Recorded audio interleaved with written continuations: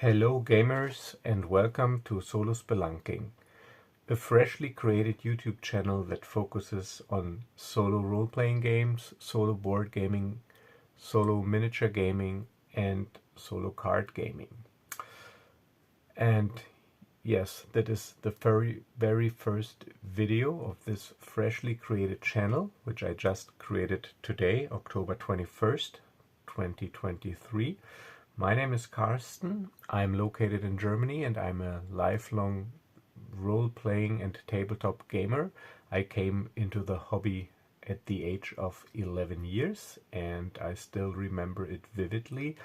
My cousins, who were 2 years older than I was at the time, they introduced me into a popular German role-playing game called Das Schwarze Auge, or in English, The Black Eye. Very popular in Germany, and at that time, it was mid-80s, almost every teenager basically at some point came into contact with this role-playing game, even if they didn't stick with it. So this is when I first came into contact with this kind of gaming, this hobby, and I was hooked from the very first day. I still remember the first sessions. We ran the introductory adventure, which was included in the basic set, and my aunt, she was taking up the role of the GM. And from that point on, basically role-playing games became one of my main and favorite hobbies.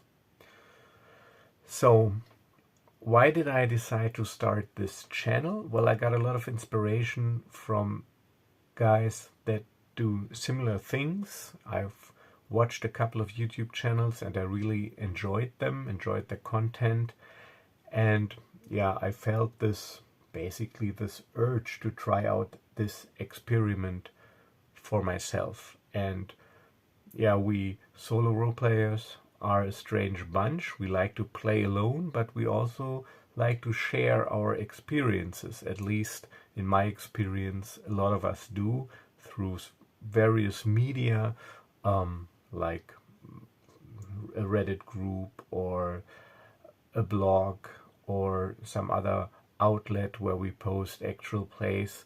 As a matter of fact, a couple of years ago I had a blog where I posted my gaming sessions. It was called Solospelunking, just like this channel, and I will put a link in the channel description to my old blog, which is discontinued, but there's still old session reports there if you want to look at them. And I decided, yeah, to try this method of expressing and sharing my solo sessions myself. So a quick shout out here to the channels that I like to watch and that have inspired me. That is, for example, Stone X Tabletop Gaming, or Mage Hammer's Game Table, Geek Gamers, Me, Myself and Die, of course, but also Artichoke Dip, and basically, yeah, a couple of others. So I decided, well, let's try to do something similar, and this is what I will do. And I would like to take you on my first journey into the, as you maybe see from this decoration here, into the world of Star Wars. So for my first campaign that I want to start on this channel, and hopefully it will not be the last, I will do a Star Wars campaign, and I will use the Knave RPG system, the Knave engine. I'm not sure if you're familiar with it, but you probably are if you came across this channel. It is by Ben Milton, and I picked it up on Drive-Thru RPG, and it is a very elegant D20 based system that is classless, and even though it was created for fantasy settings, it is easily adaptable, or the mechanics are easily adaptable to basically every genre, and I will use it to play my Star Wars campaign. And in this first video, this will be session 0, where I will create my character and you guys can follow along. and I will give you a short introduction into the campaign, and I will also showcase some tools that I will be using during my adventure.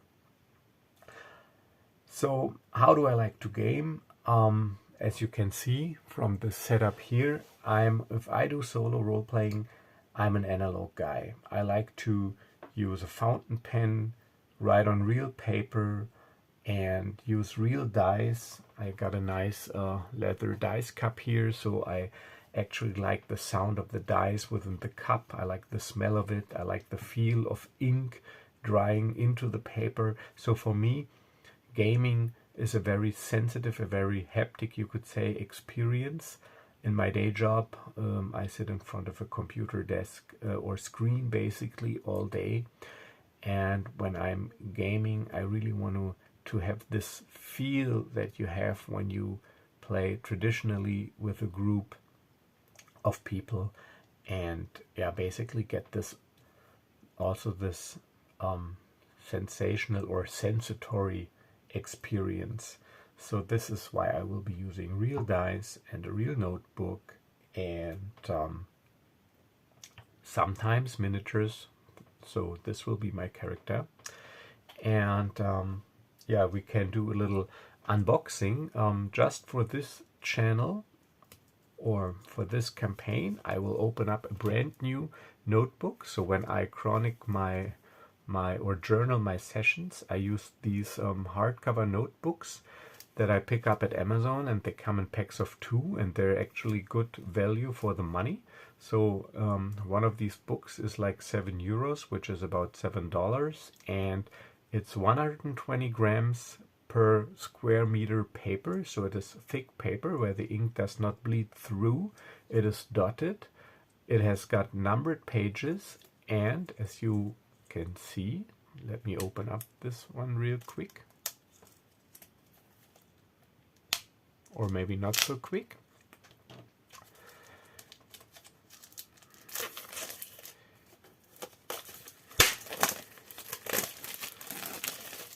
And as you can see, it's got a rubber band so that you can close it. It also got a holder for your pen, and it also has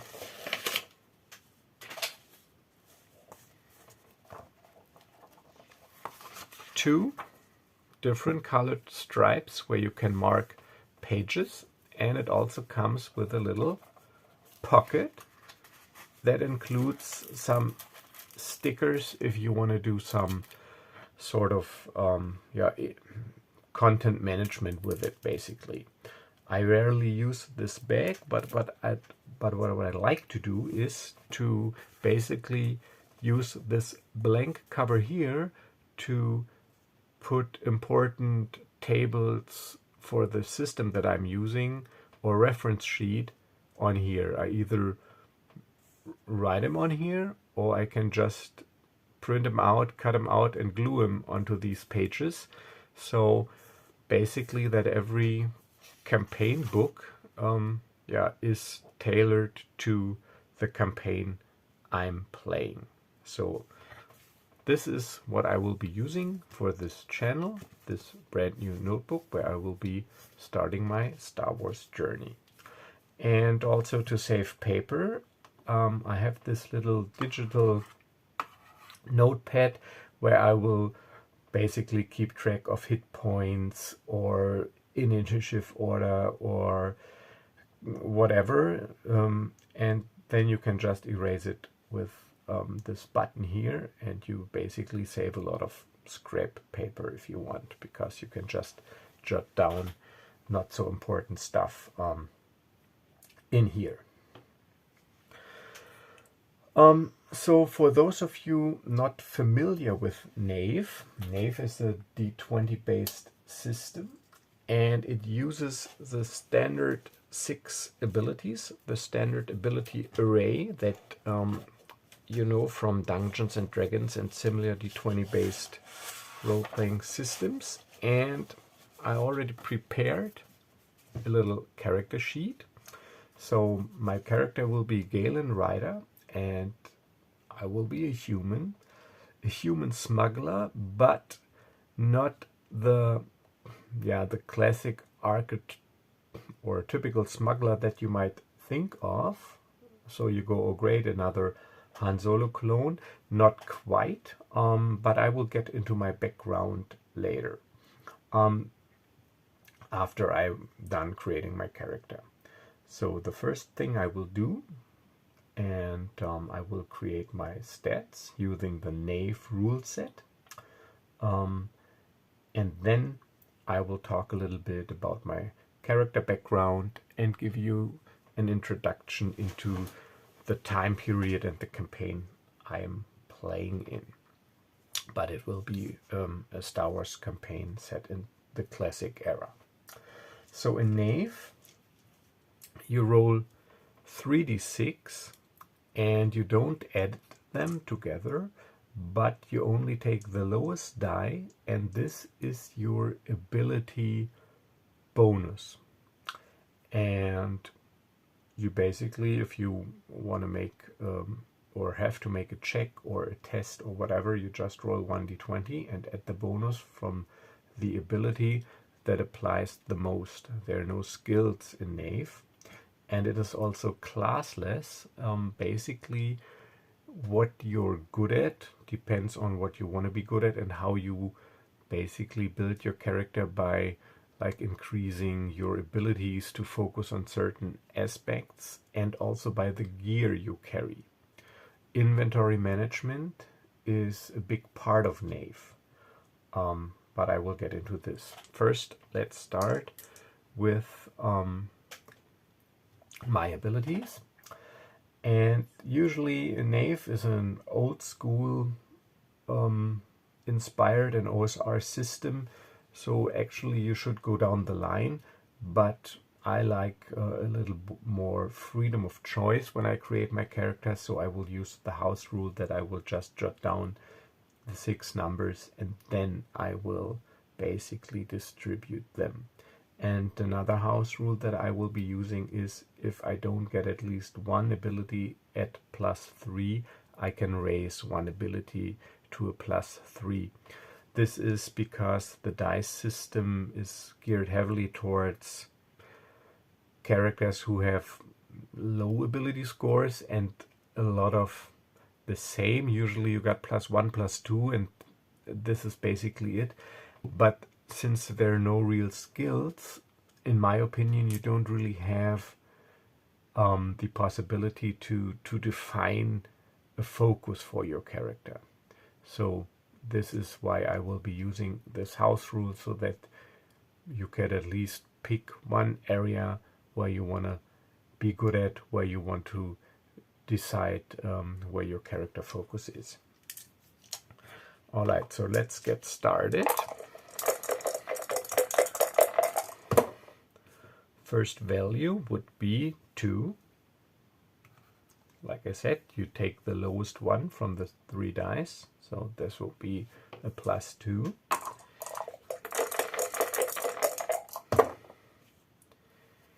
And here we got a 1.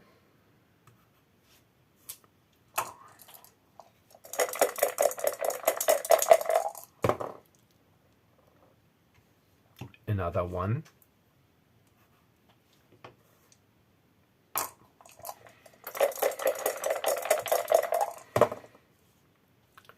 Another 1. So now we got 2, 1, 1, 1. So this is what I mean. Basically this is what you could expect by using this dice system.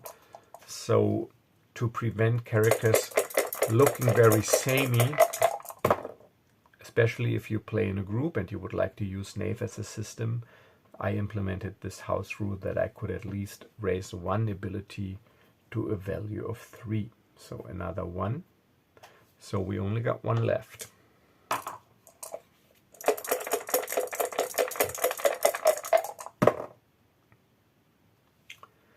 And a 2. Alrighty. So now I get to raise one of those 2s to a 3. So my stats would be 3, 2, and 1, 1, 1, 1. And I get to distribute them as I see fit and as I want to, basically, flesh out my character when it comes to background or areas of expertise. So I was, when I was thinking about this character, I was thinking about what could be an interesting and a different backstory. How could somebody end up as a smuggler if they don't really, don't start out at the classic, I don't know, Corellian street urchin or whatever. So the thing here is that my name actually is not Galen Ryder. It was Galen Mallory. And I was the lonely or sole heir of a large galactic logistics company, and it was called Mallory Logistics, and it is basically an intergalactic freight transportation company, and it is very successful. It did well, and like I said, I am the sole heir, the only son of my parents who founded and built up the company. And basically from my teenage years, when I was old enough, I was brought up and raised with the intention that sometime or one day I would take over the company. So then the Galactic Civil War happened, and the Rebel Alliance destroyed the first Death Star. So my campaign will be set into during the dark times, as they're called, the classic Star Wars era, where the Empire still holds a firm grip on the galaxy. But the first Death Star is destroyed, and the rebellion has gained momentum.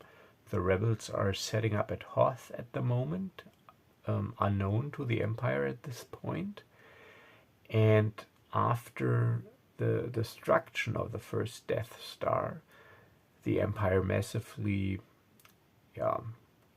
built up their fleet. They needed huge amounts of raw materials and transport capabilities and whatnot. So what happened was they fabricated false accusations against my parents. They were accused of high treason and aiding the rebellion, and all company assets were seized by the Empire, and the management level was replaced with loyal Imperial officers and personnel. My parents were charged with high treason and imprisoned.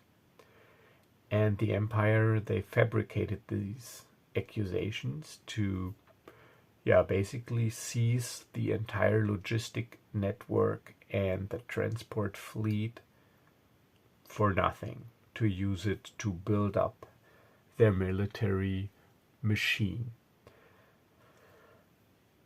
But I was lucky.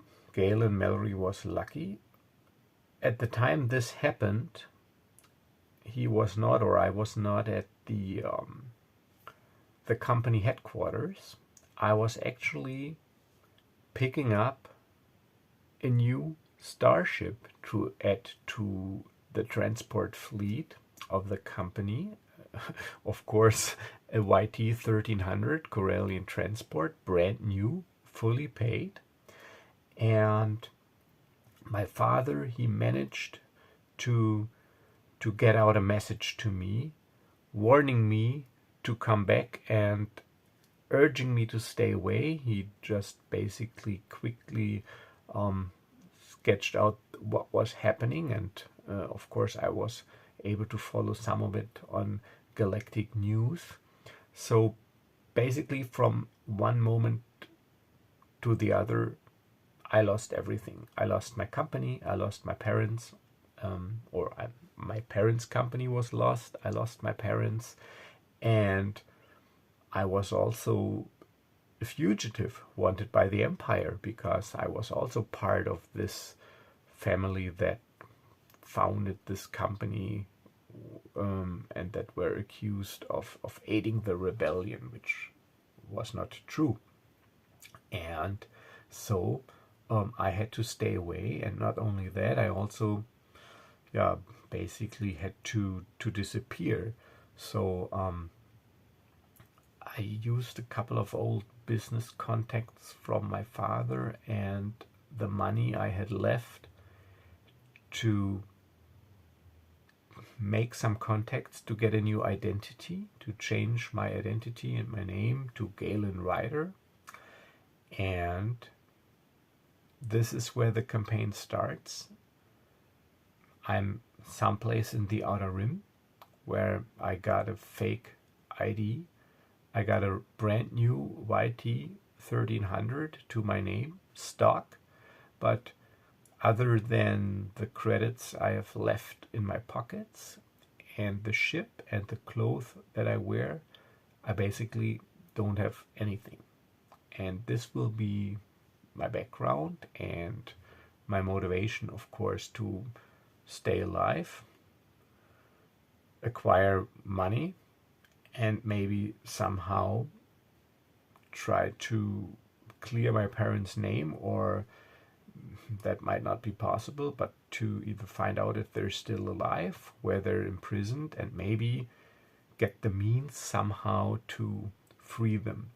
So the background that I have is corporate education, wealth, business savvy, but natural talent for flying, of course, too. But now I'm basically in a tight spot and have to depend on myself and don't know who I can trust. And this is where the first session will start.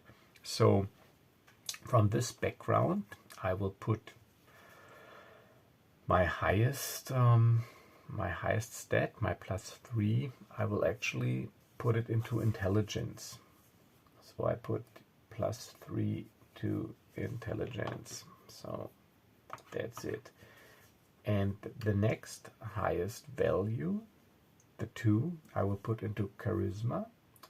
Because like I said, I'm a business and people person, and I'm a negotiator, and picked up a lot of interpersonal skills from watching my parents and basically growing up with this corporate background. And of course, all the other ones then start at +1.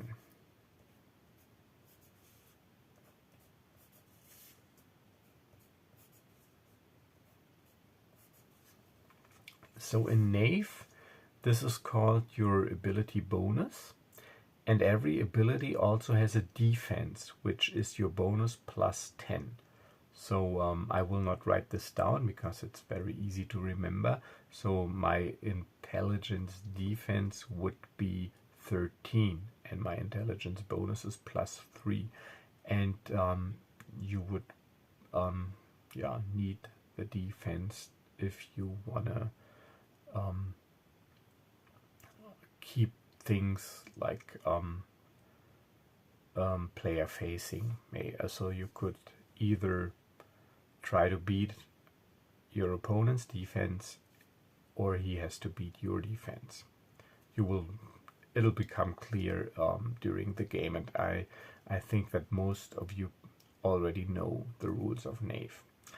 And like I said, equipment management is a big part in Knave. So your constitution defense, which is in my case 11, also determines how many slots you have to put gear in, to carry gear. And this is what I put here into this bracket. Those are my equipment slots. And every piece of equipment occupies either one or more slots, depending how heavy, how effective it is. And by choosing certain pieces of gear, you can of course emphasize certain aspects of your character, and so yeah, focus on the kind of role or class, if you want to call it that, that you want to play. So for example, if I wanted to play an infiltrator type character, I might try to acquire, of course, like some security toolkits and maybe a shadow suit, climbing gear, all the stuff, night vision goggles that would make it easy for me to enter or to break in unseen and to infiltrate things. And on the other hand, if I wanted to play a highly armored and armed mercenary, I would basically try to acquire heavy and good armor, which then in turn fills up a lot of gear slots. So this is how it works, how your equipment combined with your ability bonuses that you decide when you gain a level how to increase, basically define your character. In Knave, your ranged attack bonus equals your wisdom ability bonus, so not your dexterity, your wisdom. It was a design decision by Ben Milton, the designer of Knave, to change around some ways these abilities work to make sure that every ability is important. Like in classic D20, dexterity is kind of an uber ability because it defines your initiative, your ranged attack, your armor class, and if you're using a finesse weapon, even your melee attack. So it's a pretty important stat. And so he decided to change this a little bit around, Also, it does not affect your defense, your armor class. This is only determined by what kind of protection you wear.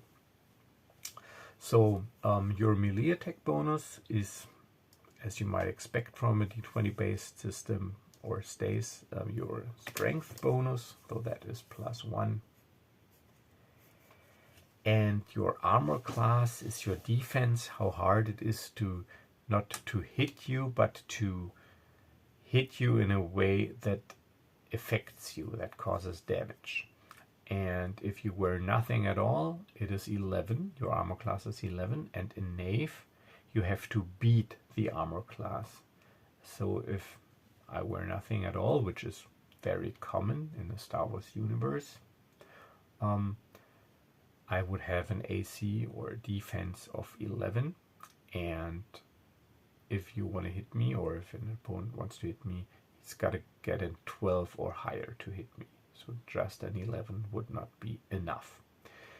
And armor improves this number, and the heavier and the more effective the armor, the more gear slot it occupies.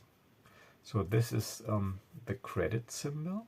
So I've said that I basically don't have anything left except a ship, the clothes, and a few credits that I have left over.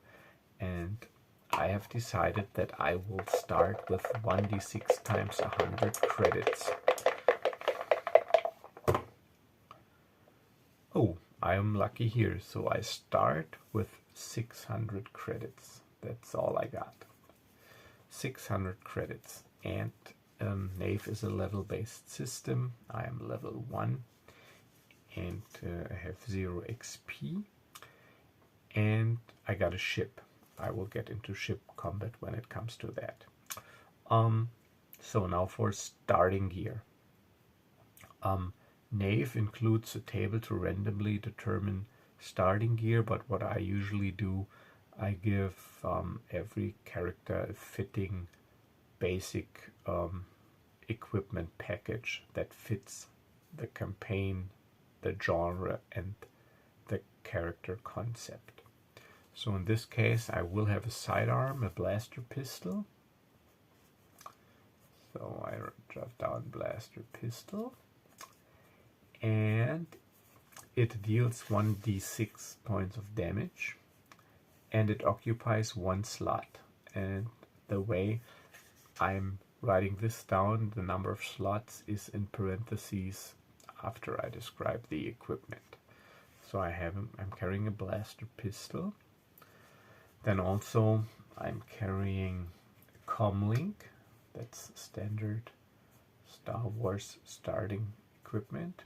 Comlink, which also occupies 1 slot. Then I'm having a data pad, which is a small interface device to log into the planetary data nets to get information, to read stuff, to send, basically like a tablet, but it does not have very powerful computing capabilities. So I got a blaster pistol, I got a comlink, I got a data pad, and I got a fake ID. I don't know yet how effective this ID is. Fake ID, which does not take up an equipment slot because it's just basically a plastic card, if you will. Another rule in Knave is that the GM can rule that some smaller items can be clustered together to fit 1 slot. Like, for example, 5 rations would take up 1 equipment slot in a fantasy setting, for example, or the equivalent in a Star Wars setting. So that would be like survival packs or whatever, military rations. And so 5 of them, I would rule, would take up a slot. Yeah, and this is basically almost it. The other thing that I got is a utility belt.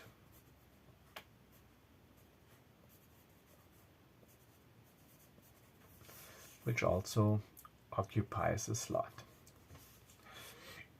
And it includes some gear like an emergency power pack and a glow rod and whatever. For reference, I'm using, 1 second.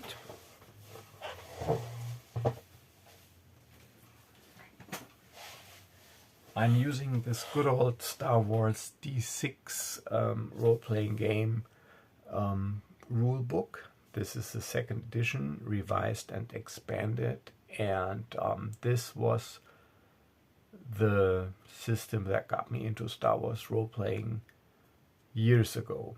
And I think it's still a great system, the D6 system, very flexible, but it's not very well suited for solo play, in my opinion, if you're the one doing all the rolls. So basically it takes forever rolling all those dice all the time if you play solo. It's easier actually in a group with a GM.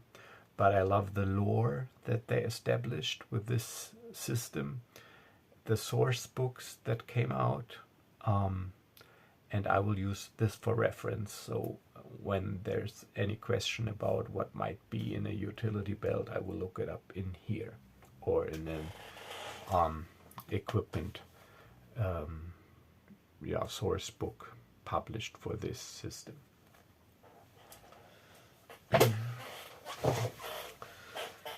Yeah, so this is basically it. I got my basic gear, I got my credits, and I'm about ready to begin my adventure.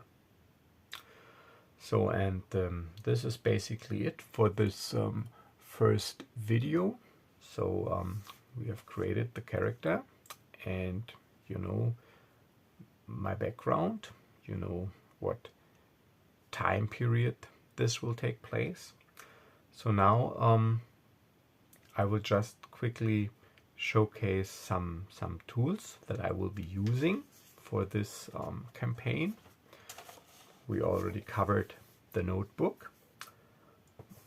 Of course, I will be using real dice, but to handle the GM part, I will be using the one-page Mythic Game Master emulator. So I picked this up on Drive-Thru RPG. You can download it. I think it's either in a Mythic magazine, I'm not sure anymore, or it was published because it was so successful in the magazine. But I picked this up at Drive-Thru RPG, and it's based on the second edition of Mythic, but it boils it down to one page. So this will be my oracle for yes, no, and also for open questions and random events, but I will also be using for certain aspects a neat little thing called, it's fan-made, and it's called Womp Rats, and it's based on Maze Rats, which is also a little OSR system by Ben Milton. And basically these are 6x6 roll tables that you roll on with 2d6 with different colors, and there you can see you got pocket items, you got weapons, you got quirks, clothing, species, so you all kinds of stuff tailored to the Star Wars universe. I think I got this a while ago. This is available for free. You can download it if you Google it, and this is what I will be using to flesh out certain aspects together with the one-page Mythic Game Master emulator. I will also be using a small little thing that I cooked up myself, where I just made up some random tables that fit the Star Wars universe. Yeah, and this is basically it, and this is it for my first video. As you might notice, I have not a very professional setup. I'm just starting this experiment, see where it goes. I also don't have a lot of editing skills, actually none, so basically I will learn as I go, and I hope you will continue to accompany me on this journey, and look forward to the first session of Star Wars powered by Knave, and the campaign will be called A Smuggler's Tale. So I hope I see you guys next time when we start session 1 of Star Wars A Smuggler's Tale powered by Knave. So this is it. Have a nice evening, stay safe, stay healthy, and I'll get you guys next time.